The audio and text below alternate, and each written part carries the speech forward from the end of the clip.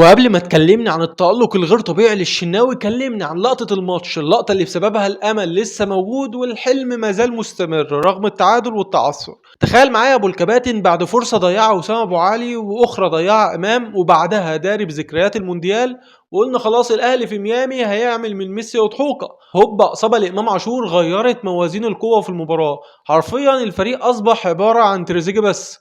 زيزو نزل فجاب ضربة جزاء وعمل اللي عليه، دخل تريزيجيه عشان يضيعها، فتترد بفرصة في آخر دقيقة في الشوط الأول وهدف لميامي وسام يطير كسوبرمان وينقذ الأهلي من إيه بقى؟ مش مجرد هدف أكيد بعد السيناريو اللي أنا قلته لك ده، لكن كان هيكون إحباط تاريخي للاعيبة الأهلي، ده غير بقى إنه أنقذ جمهور الأهلي من أزمات نفسية وكمان قلبية، ومش ببالغ والله أنا واحد يعني مش عايز أقول لك أنا حصل لي إيه في الكورة دي.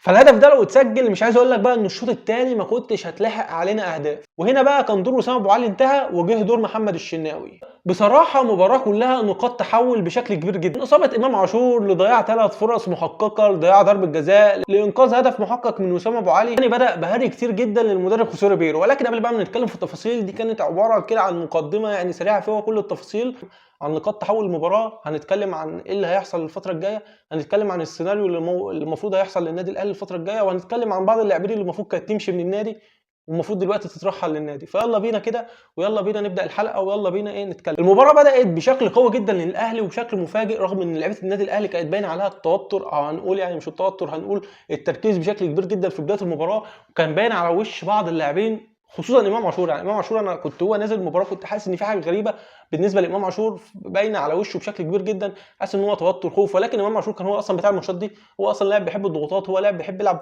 تحت ضغط بشكل كبير جدا. فانا كنت بصراحه شايف ان امام عاشور يعني ممكن ما ناخدش على الشكل اللي احنا شفناه بالنسبه لملامحه وتعبيرات وشه، ولكن هو امام عاشور بيفرق مع النادي الاهلي بشكل كبير جدا. ولكن ممكن تكون الاصابه دي لها علاقه باللي انا بقول لك عليه، وان امام عاشور كان نازل مشدود او نازل يعني مركز بشكل زياده، او يمكن يعني خايف بشكل قوي جدا. ولكن قدر الله ما شاء فعل. اصابه امام عاشور نتمنى طبعا انها تكون اصابه خفيفه وان هو يلحق معانا الماتشات الجايه بشكل سريع جدا، لان امام عاشور بيمثل نسبه كبيره جدا من قوه النادي الاهلي الهجوميه. ولما طلع امام عاشور الاهلي عباره عن تريزيجيه بس للاسف يعني الشديد. طبعا وسام ابو علي مهاجم، ولكن احنا بنتكلم في مراحل بناء اللعب، مراحل ما قبل الانهاء والكلام ده. فامام عاشور مؤثر بشكل كبير جدا. بعد كده المباراه بدات، امام قبل ما يطلع وتحامل على نفسه كان يقدر يسجل هدف ولكن ضيع. وسام ابو علي ضيع واحده وسجل واحده واتحسب التسلل. تريزيجيه ضيع واحده، تريزيجيه ضيع واحده ورجع ضيع واحده كمان بس في الشوط الثاني تقريبا.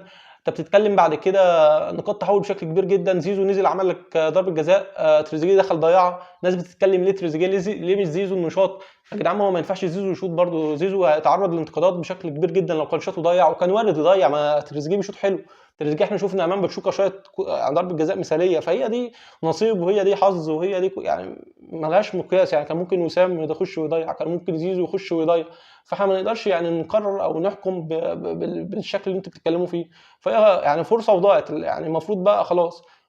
والقدر كان ردها عليك بهجمه مرتده وفرصه خطيره جدا للانتر ميامي، الكره الوحيده في المباراه في الدقيقه حاجه و45 46 تقريبا اللي هو شالها وسام ابو علي، نقطه تحول المباراه بشكل كبير جدا. لان الكره دي لو جت يعني ما كناش بقى نشوف تصديات الشناوي في الشوط الثاني، ولا كنا هنشوف ابداعات الشناوي في الشوط الثاني، ولا كنا هنشوف اي حاجه. كنا خلاص 1-0، الشوط الثاني هيجي فيك الثاني والثالث وخلاص، احباط كبير جدا. وطبعا وضحت لك وجهه نظري في بدايه المباراه. خلاص جينا بقى في الشوط الثاني وخلاص النادي الاهلي افضل، والنادي الاهلي المفروض كويس، والنادي الاهلي خلاص 0-0، والنادي الاهلي ينزل الشوط. المدرب جه يبدا بقى طلع لك تريزيجيه بدري، مش عارف تريزيجيه طلعه بدري ليه. تريزيجيه يعني مش عارف تريزيجيه ما يطلعش بدري. زيزو اللي لسه كان منزله طلعه برده. رجعنا سنتين لورا، اخرنا سنه. عارف الناس احنا جايبين صفقات نتقدم، هو ده اخرنا سنتين لورا. رجعنا الفريق كان موجود من سنتين، نزل لك طاهر وقفشه وحسين الشحات، لعيبه نازله تاخد لقطه باستثناء طاهر. يعني لعيبه نازله تاخد لقطه، لعيبه تقول لك انا موجود، انا مظلوم، انا الطيب، انا المحترم، انا المؤدب، انا راجل مظلوم، انا راجل مش عارف ايه. ونازلين ياخدوا لقطه. هم مش كل اللي في دماغهم كوره، هم في دماغهم بس ان هم ياخدوا لقطه، وان هم يعني يبانوا مظاليم، وان هم بقى اللي انا اللي هنزل اسجل هدف الفوز، ومش فارق معاهم اي حاجه اذا كان قفشه او حسين الشحات. حسين الشحات نزل كره مقطوعه او يعني ميس باص من انتر ميامي، خلاص فرصه خطر جدا يقوم شايط، باصص على مصلحته بس، مع ان كان في 3. لا هو انا هشوط، يا ريتك بتعرف تشوط. يعني لو واحد لسه بيتعلم كره قدم يشوط اقوى من كده.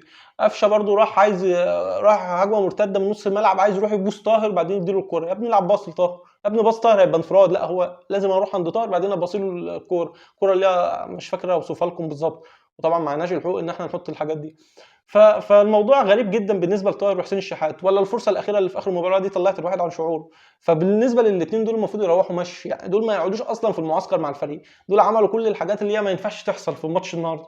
هم دول ضيعوا عليك فرصه كبيره جدا، والمدرب اللي قبلهم، المدرب مش متخيل يعني ايه مدرب ينزل. رجعتنا سنتين ورا، هو انا ما فيش لفظ معبر اكتر من ان احنا رجعنا سنتين ورا. مش عايزين نتكلم بقى على المباراه راحت، والشناوي بصراحه عمل احسن مباراه في تاريخ محمد الشناوي.